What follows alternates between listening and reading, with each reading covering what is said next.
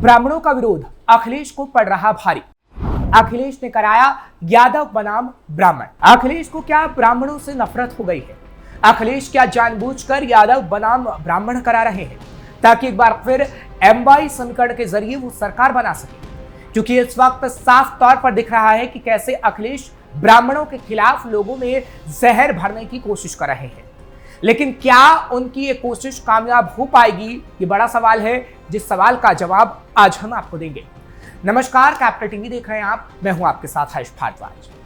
2017 में यूपी की सत्ता से बेदखल होने के बाद से ही समाजवादी पार्टी के मुखिया अखिलेश अलग अलग गठबंधन और नए नए प्रयोग करते दिख रहे हैं। 2017 में मिली हार के बाद उन्होंने ठाकुर बनाम ब्राह्मण का प्रयोग किया था। हालांकि इसका कोई विशेष फायदा ना तो उन्हें 2019 के लोकसभा चुनाव में मिला था और ना ही 2022 के विधानसभा चुनाव में। 2024 के लोकसभा चुनाव में पीडीएफ फॉर्मूले पर 37 सीट जीतने के बाद अब अखिलेश यादव नया प्रयोग करने में जुट गए हैं।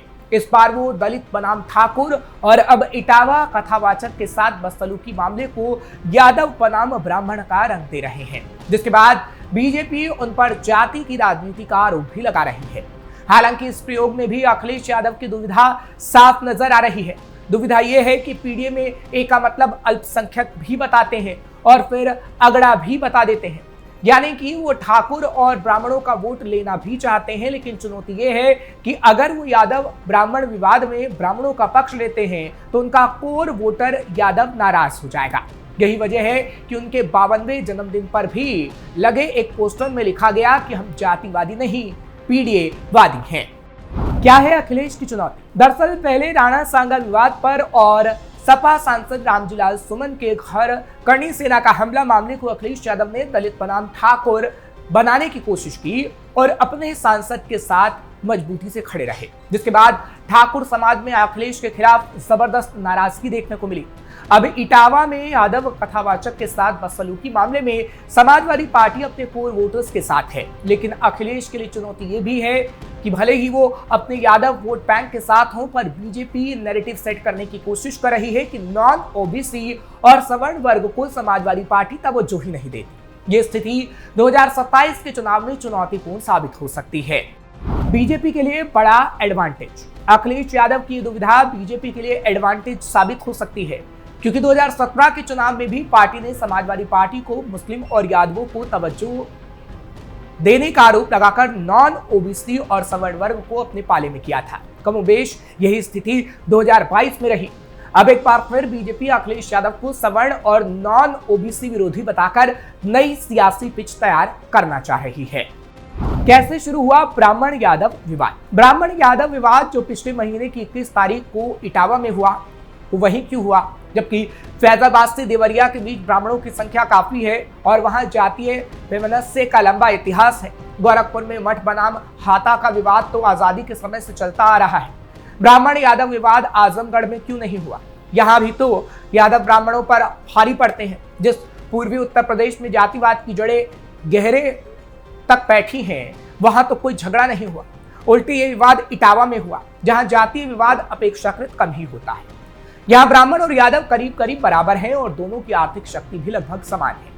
यहाँ राजनीतिक रूप से भी यादव और ब्राह्मण एक दूसरे के दबैल नहीं है। इटावा जिले में शिक्षा का स्तर भी अन्य जिलों की तुलना में बेहतर बताया जाता है। राजनीति में हाशिए पर ब्राह्मण। सच बात तो यह है कि राजनीति में ब्राह्मण अब हाशिए पर है। उनके वोटों की शक्ति भी लगभग क्षीणकाय है। एक जमाना था जब उनके वोटों की उपेक्षा करना किसी भी राजनीतिक दल के लिए संभव नहीं होता था। कांग्रेस, कम्युनिस्ट, सोशलिस्ट, जनसंघ और राम राज्य परिषद जैसे दलों का नेतृत्व और उनका वोट ब्राह्मण ही संभाले हुए था। जब देश आजाद हुआ तब उत्तर प्रदेश से लेकर सुदूर मद्रास राज्य जो अब तमिलनाडु है और पंजाब से लेकर ओडिशा तक ब्राह्मण ही मुख्यमंत्री होते थे। अब अगर किसी से पूछा जाए कि ब्राह्मण जाति के मुख्यमंत्रियों के नाम बताओ तो शायद किसी को यह बताना आसान नहीं होगा। आजादी के समय बिहार में श्री कृष्ण सिंह मुख्यमंत्री थे जो भूमिहार थे, पर जातीय संरचना में इस जाति को ब्राह्मणों के समकक्ष माना जाता था। नेतृत्व बचा नहीं और मतदाता घट गए। पंजाब में गोपीचंद भार्गव और ओडिशा में हरिकृष्ण मेहताब मुख्यमंत्री थे, तो मद्रास राज्य में चक्रवर्ती राज गोपालाचारी, असम में गोपीनाथ बोरदोलोई थे। मगर 1990 के बाद से ब्राह्मण देश की मुख्य धारा से गायब होने लगा। किसी भी दल को ना ब्राह्मण वोटों की फिक्र है, ना उनके बीच से कोई तेजस्वी नेतृत्व निकल कर आ रहा है। नतीजा यह है कि वो निराशा में डूबते जा रहे हैं। उनको लगता है कि उनकी बात सुनने वाला कोई नहीं। टॉप क्लास नौकरियों में भी वो पिछड़ रहे हैं। गांव वो पहले ही छोड़ चुके हैं, इसलिए उन्हें खेती का भी भरोसा नहीं। जिस पूजा पाठ से ब्राह्मणों को जोड़ा जाता है वह कोई बहुत सम्मानजनक पेशा नहीं है। जिन मंदिरों में वो पूजा करते हैं उन मंदिरों का प्रबंधन उन्हें नाम का वेतन देता है। दक्षिणा भी अब कोई देना नहीं चाहता। ब्राह्मणों की खुद को ऊपर बताने के लिए जद्दोजहद। जितना वो पिछड़ रहे हैं उतना ही ज्यादा वो जाति के पावदान पर खुद को ऊपर बताने के लिए जद्दोजहद कर रहे हैं। क्योंकि उत्तर प्रदेश में जहां ब्राह्मण आबादी अन्य प्रदेशों की तुलना में ज्यादा है, वहां ब्राह्मणों से सत्ता यादवों ने ली थी। उत्तर प्रदेश में 1990 में मुलायम सिंह यादव ने उस समय की एनडीए तिवारी सरकार को अबतस्त कर सत्ता हासिल की थी। इसलिए उत्तर प्रदेश में यादवों और ब्राह्मणों के बीच रिश्तों में कड़वाहट 35 साल पुरानी है। जब मुलायम सिंह यादव मुख्यमंत्री बने तब इटावा शहर में यादवों और ब्राह्मणों के बीच विवाद होते रहते थे। तब तक इटावा से अक्सर चौधरी ब्राह्मण ही चुनाव जीतते रहे थे। चौधरी ब्राह्मण खुद को आयाचक ब्राह्मण मानते और इनके पास खेती तो थी, काफी समृद्ध भी थे। ये लोग अपने नाम के आगे सिंह सरनेम लगाते थे। ऐसा इटावा ही नहीं बल्कि मीनपुरी, फर्रुखाबाद और एटा में भी था, क्योंकि यहाँ यादवों की संख्या काफी थी और वो दबंग भी थे। इसलिए यादव बनाम ब्राह्मण की नींव तब से शुरू पड़नी हो गई थी। आने वाले कुछ सालों तक ब्राह्मण या तो कांग्रेस को सपोर्ट करते रहे या बीजेपी को, लेकिन मुलायम सिंह की लोकप्रियता ने यादवों को काफी ऊपर ला दिया और धीरे धीरे ब्राह्मण हाशिए पर जाने लगे। कांग्रेस और बीजेपी का ये हश्न देखकर ब्राह्मणों ने बसपा का दामन थामा, मगर 2017 के बाद से बसपा से मुस्लिम वोट दूर होने लगे। मुस्लिम, दलित और ब्राह्मणों के कॉम्बिनेशन से 2007 में बसपा ने अपने बूते उत्तर प्रदेश में सरकार बनाई थी। वहीं प्रदेश में 2012 में सपा ने अपने बूते सरकार बनाई। इसकी वजह थी मुस्लिम वोटों का सपा की तरफ आना और सपा की ओर से गैर यादव पिछड़ों को अपने साथ लाना। गैर यादव पिछड़े वोटर बीजेपी के साथ। इसके बाद केंद्र में नरेंद्र मोदी सरकार बन जाने से गैर यादव पिछड़े वोटर बीजेपी की तरफ जाने लगे। इसके अतिरिक्त ब्राह्मण, भूमिहार, राजपूत और कायस्थ और बनिया मतदाता भी बीजेपी की तरफ भागा। देश की सामाजिक संरचना में अगड़ी जातियां ज्यादा धर्म भीरू होती हैं। बीजेपी हिंदू वोटों का ध्रुवीकरण कर सत्ता में आई थी, इसलिए ब्राह्मणों ने बीजेपी को इसलिए भी वोट दिया कि ये पार्टी मंदिर तो बनाएगी ही, लेकिन धीरे धीरे उन्हें लगा कि मंदिर के नाम पर उनका वोट तो लिया गया पर सरकार में भागीदारी उनकी नगण्य रही। उधर कांग्रेस के कुछ नेताओं ने ब्राह्मणों को बीजेपी का बंधु कहना शुरू कर दिया, लेकिन उनके समक्ष अब ऐसा कोई राजनीतिक दल नहीं था जहां उनकी दाल गल सके। कांग्रेस खुद ही क्षेत्रीय दलों के कंधे पर खड़ी थी। 2024 के लोकसभा चुनाव में कांग्रेस ने जो इंडिया गठबंधन बनाया उसमें वो पिछड़े, दलितों और अल्पसंख्यकों यानी पीडीए की बात तो करती थी, लेकिन उसमें सवर्ण और खासकर ब्राह्मण कहीं नहीं था। इस नारे को सपा सुप्रीमो अखिलेश यादव ने खूब प्रचारित किया। अखिलेश यादव इसी इटावा जिले के सैफई गांव के हैं और यहाँ यादव हर तरह से ताकतवर है। इटावा से पश्चिम और उत्तर की तरफ बढ़ने पर यादवों की आबादी काफी है और वो सब बाहुबल में भी अन्य जातियों पर भारी है।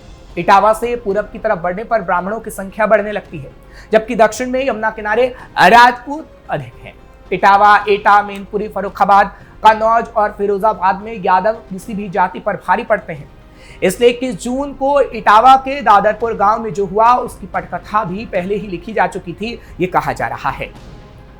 इस विवाद पर खूब हंगामा हुआ, लेकिन सपा को छोड़कर सभी दलों ने चुप्पी साधी। लेकिन अखिलेश यादव ने कहा कि बड़े और नामी कथावाचक बहुत ज्यादा फीस लेते हैं, ऐसे में वो कथावाचक बुलाए जाएंगे जो मुफ्त में कथा पढ़ते हैं। इस तरह परोक्ष रूप से उन्होंने दादरपुर में आए यादव कथावाचक का ही पक्ष लिया। अखिलेश ने तो सीधे बागेश्वर धाम के प्रमुख धीरेन्द्र कृष्ण शास्त्री पर आरोप लगाया कि वो अंडर टेबल 50 लाख रुपए तक की फीस लेते हैं। अखिलेश यादव की समस्या यह है कि दादरपुर में जिस यादव कथावाचक की पिटाई हुई उसके विरुद्ध बोल नहीं सकते और न ही छेड़खानी का आरोप लगाकर उसे पीटने वाले ब्राह्मणों को कोस सकते हैं। इसलिए उन्होंने धीरेन्द्र कृष्ण शास्त्री के बहाने ब्राह्मणों पर हमला बोला। धीरेन्द्र कृष्ण शास्त्री ब्राह्मण है और बागेश्वर पीठ के प्रमुख होने के नाते उनके भक्तों की संख्या काफी है। उनके भक्तों में ब्राह्मण, यादव, दलित सभी हैं। इसलिए धीरेन्द्र शास्त्री ने मोर्चा खोल दिया कि अखिलेश यादव आरोप अब साबित करें। धीरेन्द्र शास्त्री ने यह भी कहा है कि किसी भी जाति का व्यक्ति भागवत कथा कर सकता है। बिहार विधानसभा चुनाव सिर पर है।